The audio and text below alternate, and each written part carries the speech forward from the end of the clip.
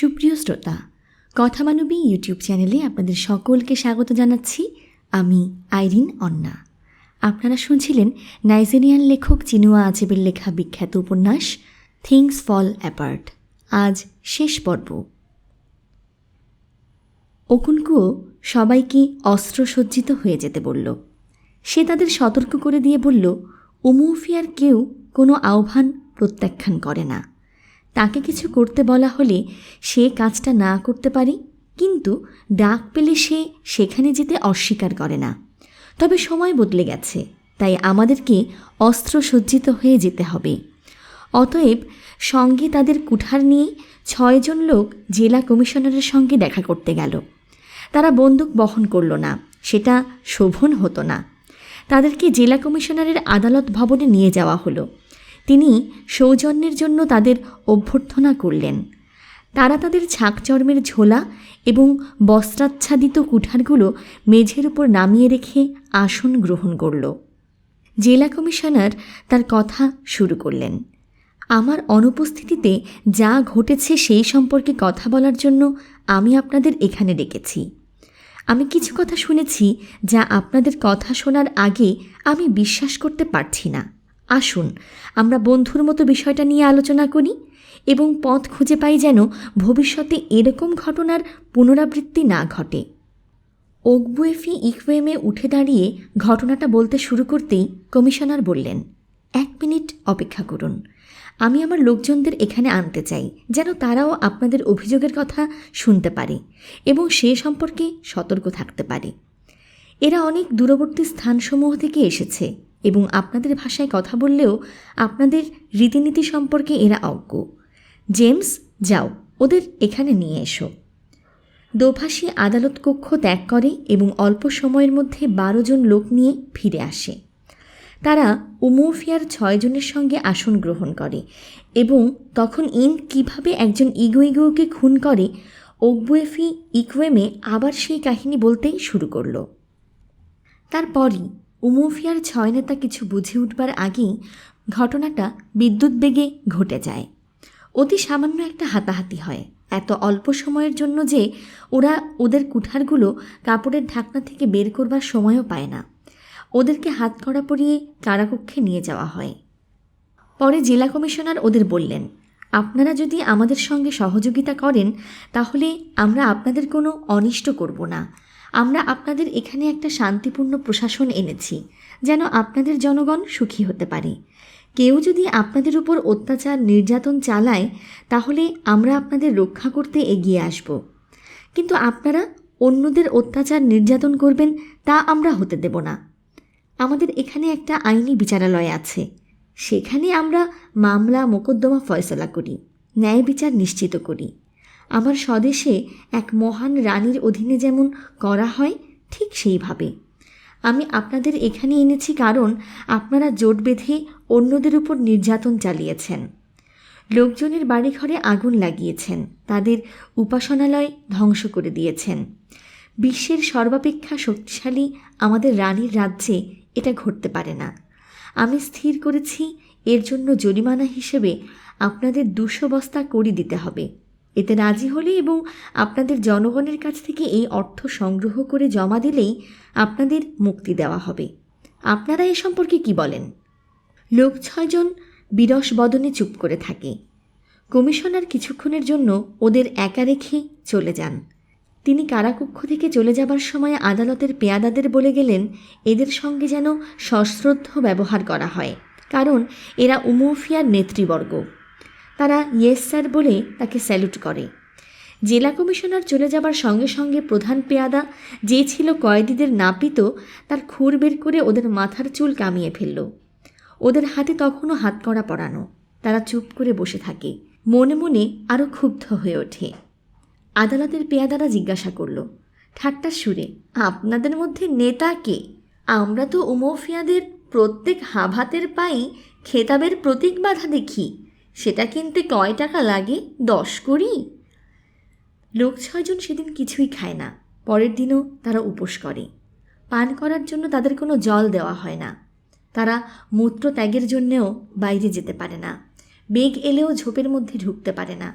রাতে পেয়াদারা আবার এসে তাদের ব্যঙ্গ বিদ্রূপ করে, তাদের কামানো মাথাগুলো ঠুকে দেয়।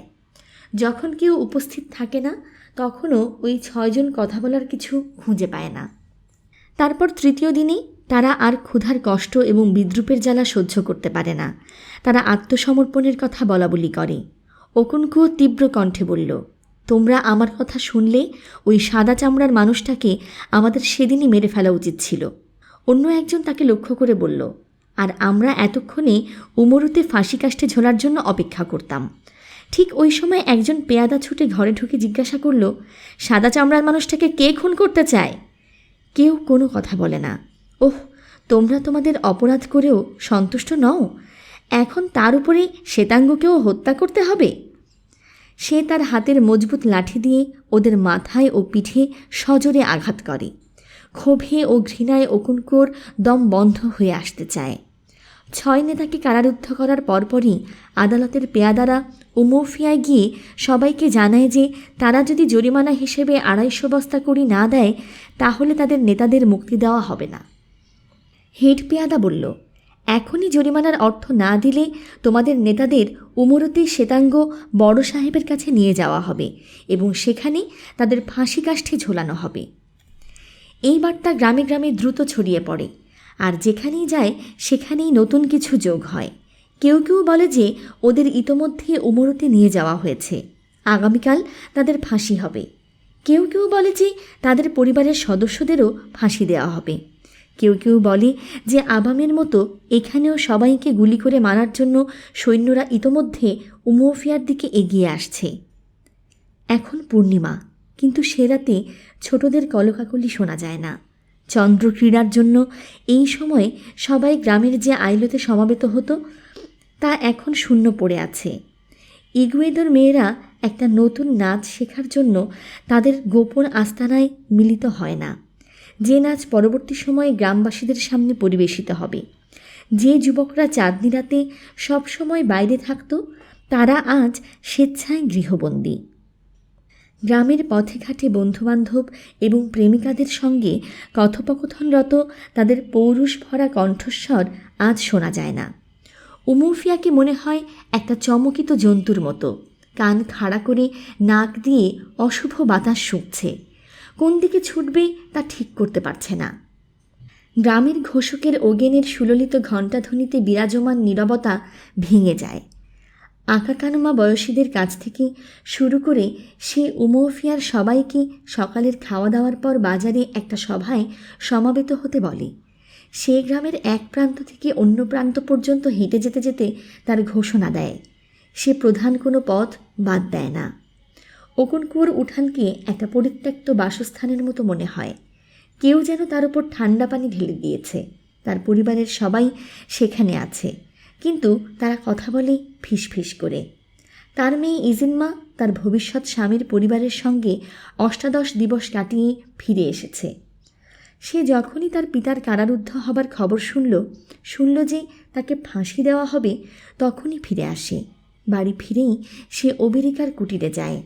তার কাছ থেকে সে জানবে উমৌফিয়ার জনগণ এ ব্যাপারে কি করতে যাচ্ছে। কিন্তু সকাল থেকেই তিনি তার বাড়িতে নেই। তার স্ত্রীদের ধারণা তিনি কোনো গোপন সভায় গেছেন। ইজিনমার মনে হয় একটা কিছু ব্যবস্থা নেওয়া হচ্ছে। সে একটু স্বস্তি বোধ করে। গ্রামের ঘোষকের ঘোষণা শোনার পরের দিন সকালেই উমৌফিয়ার মানুষরা বাজারে জড়ো হয় এবং অবিলম্বে 250 বস্তা কড়ি সংগ্রহ করার সিদ্ধান্ত নেয়। তারা জানত না যে এর মধ্যে থেকে 50 বস্তা যাবে আদালতের পেয়াদাদের পকেটে। সে উদ্দেশ্যেই তারা জরিমানার অঙ্ক বাড়িয়ে বলেছিল। জরিমানার টাকা প্রদান করার সঙ্গে সঙ্গেই ওকুনকুয়ো এবং তার সহ কারাবন্দীদের মুক্তি দেওয়া হয়।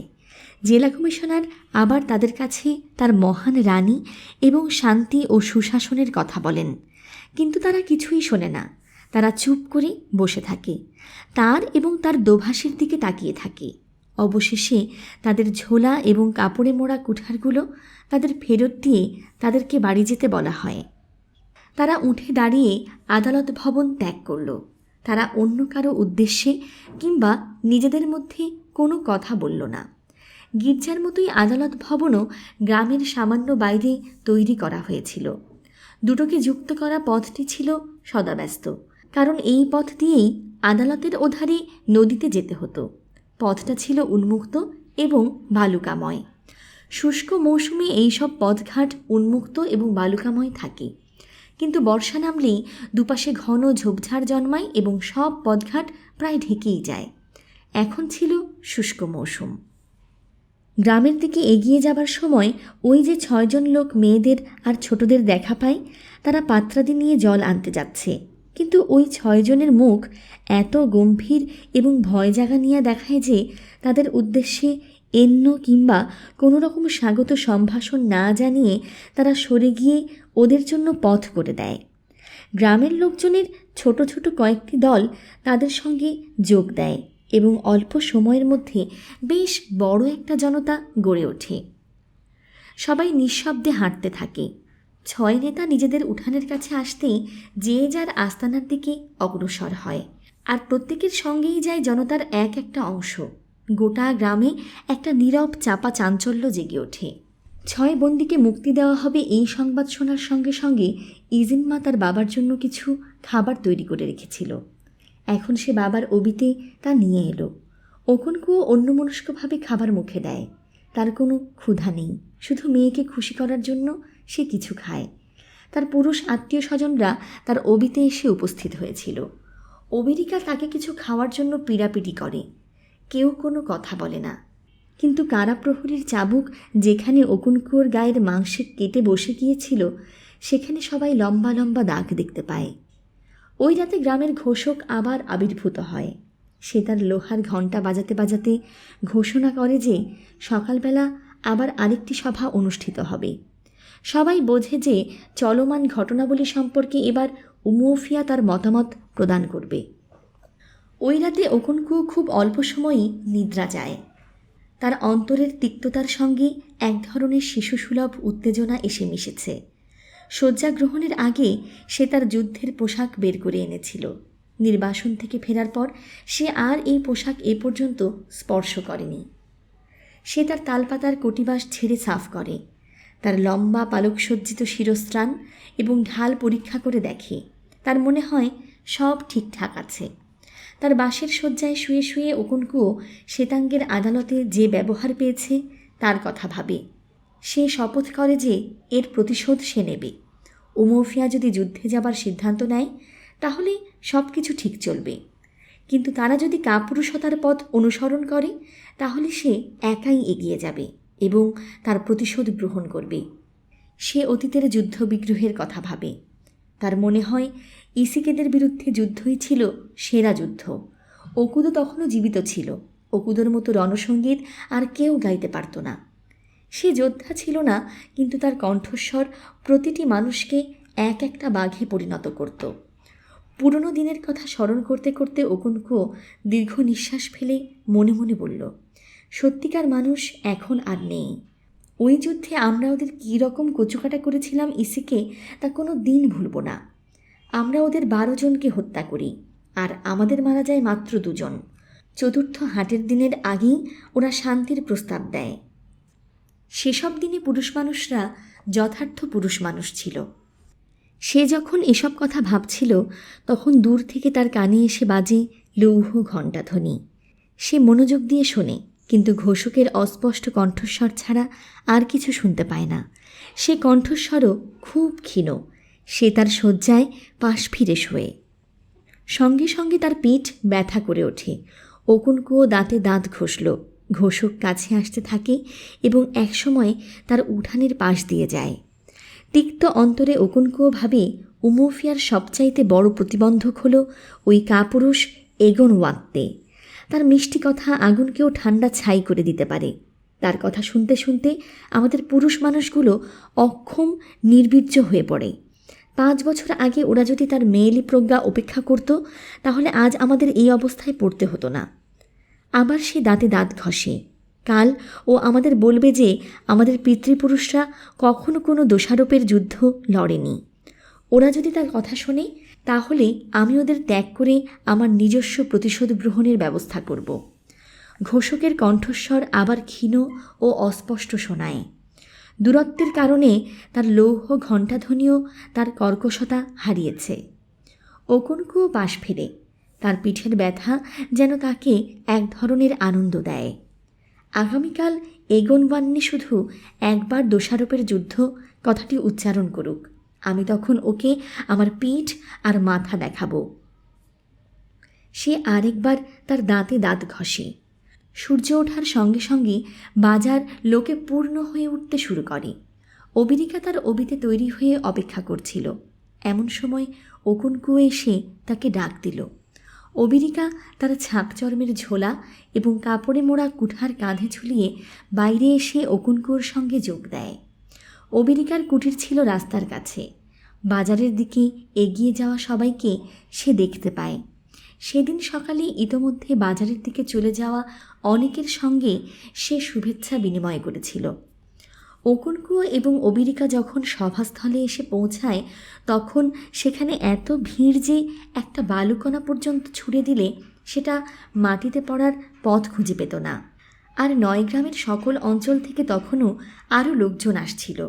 এত বিপুল সংখ্যক লোক দেখে ওকনকুয়ো ভেতরে ভেতরে উৎফুল্ল হয়ে ওঠে। কিন্তু তার চোখ বিশেষ একটি লোককে খুঁজছিল, যার মিষ্টি কথাকে সে একই সঙ্গে ভয় ও ঘৃণা করে। সে অবিরিকাকে জিজ্ঞাসা করল, ওকে দেখতে পাচ্ছ? কাকে? ওকনকুয়ো বাজারের এক প্রান্ত থেকে অন্য প্রান্ত পর্যন্ত চোখ বুলাতে বুলাতে বলল, এগোনওয়ান্নি। বেশিরভাগ লোক মাটিতে তাদের ছাকচর্মের মাদুর পেতে তার উপর বসেছিল। কয়েকজন সঙ্গে বয়ে নিয়ে আসা কাঠের টুলে আসন গ্রহণ করে। অবিরিকা জনতার উপরে চোখ বুলিয়ে বলল, না। তারপরে সে বলে উঠল, হ্যাঁ, ওকে দেখতে পাচ্ছি আমি। রেশম তুলার গাছটার নিচে বসে আছে। তুমি কি ভয় পাচ্ছ যে ও আমাদেরকে যুদ্ধ না করার পক্ষে রাজি করিয়ে ফেলবে? ভয়? ও তোমার কি করবে আমি জানি না, তবে আমি ওকে এবং যারা তার কথা শোনে তাদের সবাইকে ঘৃণা করি। দরকার হলে আমি একা লড়াই করব। ওরা গলা উঁচু করে কথা বলে, কারণ তখন সবাই কথা বলছিল। সমগ্র বাজার গমগম করতে থাকে। ওকনকুয়ো মনে মনে ভাবে, ও কি বলে আগে সেটা শুনবো আমি, তারপর আমি কথা বলবো। একটু পরে অবিরিকা জিজ্ঞাসা করল, কিন্তু তুমি কি করে জানলে যে ও যুদ্ধের বিরুদ্ধে কথা বলবে? ওকনকুয়ো বলল, কারণ আমি জানি যে ও একটা কাপুরুষ। সে আর কি বলল অবিরিকা তা শুনতে পায় না, কারণ ওই মুহূর্তে কে একজন পেছন থেকে তার কাঁধে হাত রাখে এবং তার সঙ্গে করমর্দনের জন্য সে পেছন দিকে ঘুরে তাকিয়েছিল। 5-6 জন পরিচিতদের সঙ্গে সে শুভেচ্ছা বিনিময় করে। ওকনকুয়ো তাদের কণ্ঠস্বর চিনতে পারে, কিন্তু কোনো রকম সৌজন্য রক্ষা করা শুভেচ্ছা বিনিময়ের মেজাজ তখন তার ছিল না। কিন্তু ওদের একজন তাকে স্পর্শ করে তার বাড়ির লোকরা কেমন আছে জানতে চায়। সে নিরাসক্তভাবে বলল, ভালো আছে। সেদিন সকালে উমরফিয়ার উদ্দেশ্যে প্রথম বক্তব্য রাখে ওকিকা। যে 6 ব্যক্তি কারারুদ্ধ হয়েছিল, ওকিকা ছিল তাদের একজন। বড় মাপের একজন মানুষ এবং সুবক্তা। কিন্তু প্রথম বক্তাকে হতে হয় গমগমে গলার অধিকারী, যার কণ্ঠস্বর গোত্রের সমাবেশে নীরবতা প্রতিষ্ঠায় সক্ষম। ওই রকম কণ্ঠস্বর ওকিকার ছিল না, তা ছিল ওনিয়েকার। আর তাই ওকিকা কথা বলার আগে ওনিয়েকাকে বলা হলো সে যেন উমরফিয়াকে অভিবাদন করে। ওনিয়েকা তার বাহু উঁচু করে তুলে ধরে, তার খোলা হাত দিয়ে বাতাসকে ঠেলে সরিয়ে গমগমে গলায় চেঁচিয়ে উঠল, উমরফিয়া কুয়েনু। উমরফিয়া গর্জন করে উঠল, ইয়া। ওনিয়েকা চারিদিকে ঘুরে ঘুরে বারবার চেঁচিয়ে বলে, উমরফিয়া কুয়েনু। আর জনতা বারবার গর্জে জবাব দেয়, ইয়া। এবার সঙ্গে সঙ্গে নিশ্ছিদ্র নীরবতা নেমে আসে, যেন গনগনে আগুনের উপর কেউ ঠান্ডা জল ঢেলে দিয়েছে। তখন ওকিকা লাফ দিয়ে উঠে দাঁড়ায়, গোত্রের সব সদস্যদের ঘুরে ঘুরে 4 বার অভিবাদন করে, তারপর বলতে শুরু করে, আমরা এখানে কেন এসেছি তা আপনারা সবাই জানেন। এই সময় আমাদের উচিত ছিল আমাদের গোলাঘর নির্মাণ করা কিংবা আমাদের কুটির মেরামত করা, আমাদের বাসস্থানগুলো সিজিল মিছিল করা। আমার বাবা বলতেন, যখনই তুমি উজ্জ্বল দিনের আলোয় একটা কটকটে ব্যাঙকে লাফাতে দেখবে, তখনই বুঝবে যে কেউ তার প্রাণহরণের জন্য এগিয়ে আসছে। আজ আমি যখন এত সকালে আমাদের গোত্রের সকল এলাকা থেকে আপনাদের দলে দলে এই সভায় যোগদানের জন্য ছুটে আসতে দেখলাম, তখন আমি স্পষ্ট বুঝলাম যে একটা কিছু আমাদের প্রাণহরণের জন্য এগিয়ে আসছে। সে একটুখানি বিরতি দেয়, তারপর আবার বলতে শুরু করে, আমাদের সকল দেবতা অশ্রু বিসর্জন করছে, ইদেমেলি অশ্রু বিসর্জন করছে, অগুইগৌ অশ্রু বিসর্জন করছে, আকবালা অশ্রু বিসর্জন করছে, অন্য সবাই অশ্রু বিসর্জন করছে। পবিত্র বস্তুর প্রতি যে অসম্মানজনক ও ঘৃণ্য আচরণ আমরা সবাই আমাদের নিজেদের চোখে দেখেছি, তার লজ্জায় আমাদের লোকান্তরিত পিতারা অশ্রু বিসর্জন করছে। তার কম্পিত কণ্ঠস্বরকে নিয়ন্ত্রণ করার জন্য অকিকা আবার একটু থামে, তারপর পুনর্বার শুরু করে, এ একটা বিশাল জমায়েত। আর কোনো গোত্র নেই যারা এর চাইতে বেশি সংখ্যা বা বেশি সাহস প্রদর্শন করতে পারে। কিন্তু আমরা সবাই কি এখানে আছি? আমি আপনাদের জিজ্ঞাসা করছি, উমুফিয়ার সকল সন্তান কি আমাদের সঙ্গে এখানে আছে? জনতার মধ্য দিয়ে একটা গাঢ় গুঞ্জন প্রবাহিত হয়। অকিকা বলল, না, নেই। তারা গোত্রের মধ্যে ভাঙন ধরিয়েছে, তারা ভিন্ন ভিন্ন দিকে চলে গেছে। আজ সকালে আমরা যারা এখানে উপস্থিত, তারা আমাদের পিতৃপুরুষদের প্রতি অটল রয়েছি, কিন্তু আমাদের ভাইরা আমাদের পরিত্যাগ করেছে। তারা যোগ দিয়েছে ভিনদেশী মানুষদের সঙ্গে, যে মানুষ আমাদের পিতৃভূমিকে কলুষিত করেছে।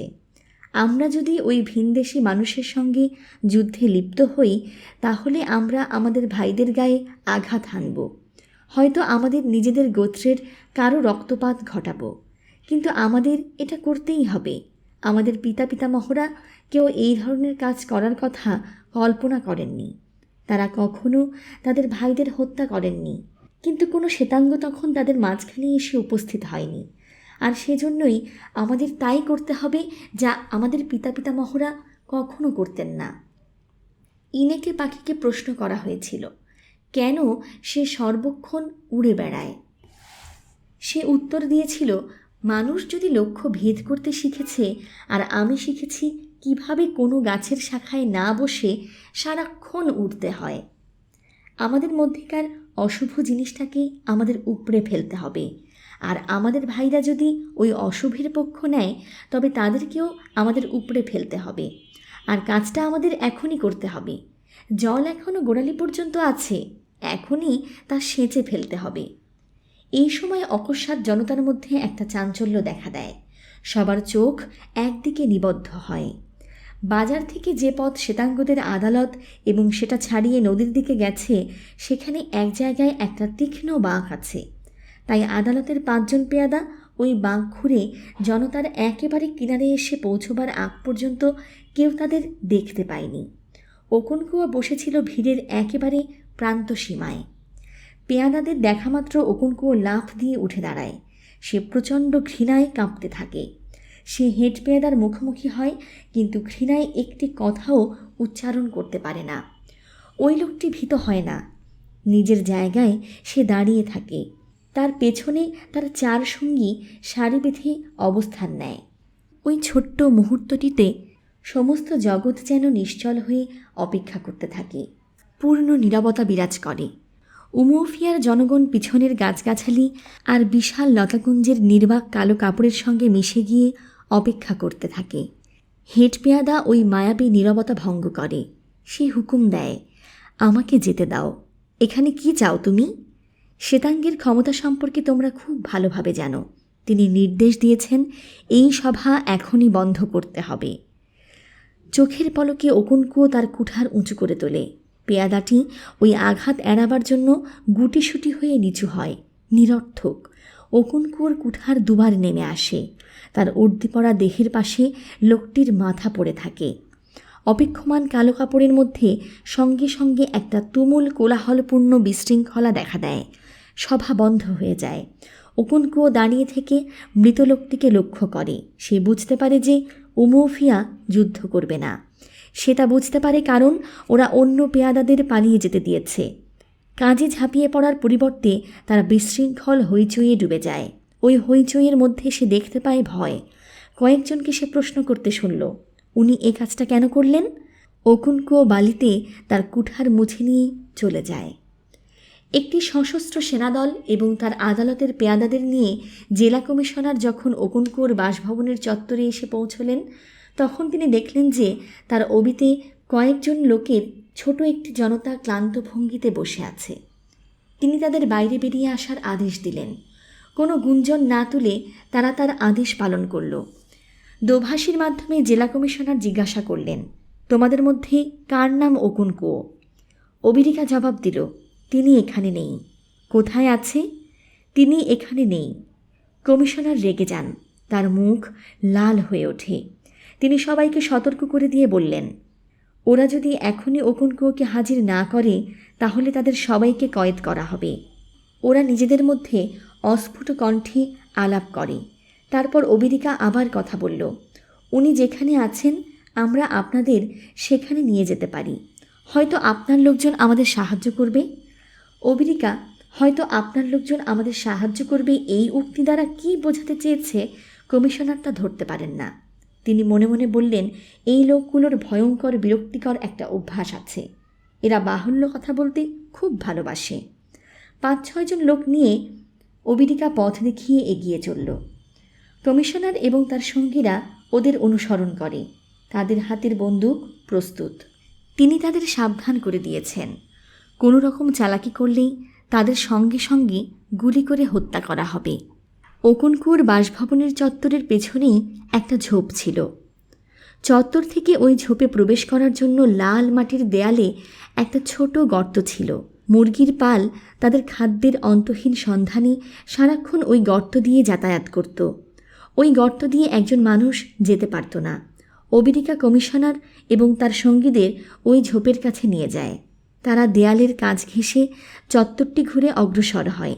শুকনো পাতার উপর তাদের পা পড়ে যে শব্দ হয়, একমাত্র সেই শব্দ শোনা যায়।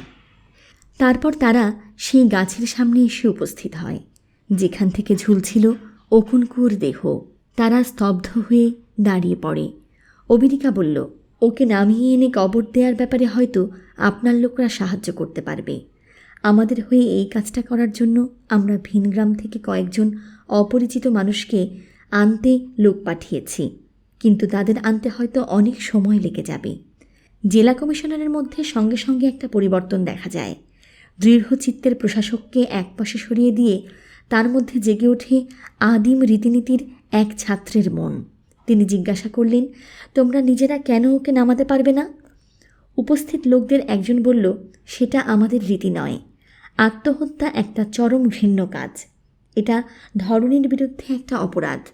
যে লোক এই অপরাধ করে তাকে তার গোত্রের লোকজন সমাহিত করতে পারে না।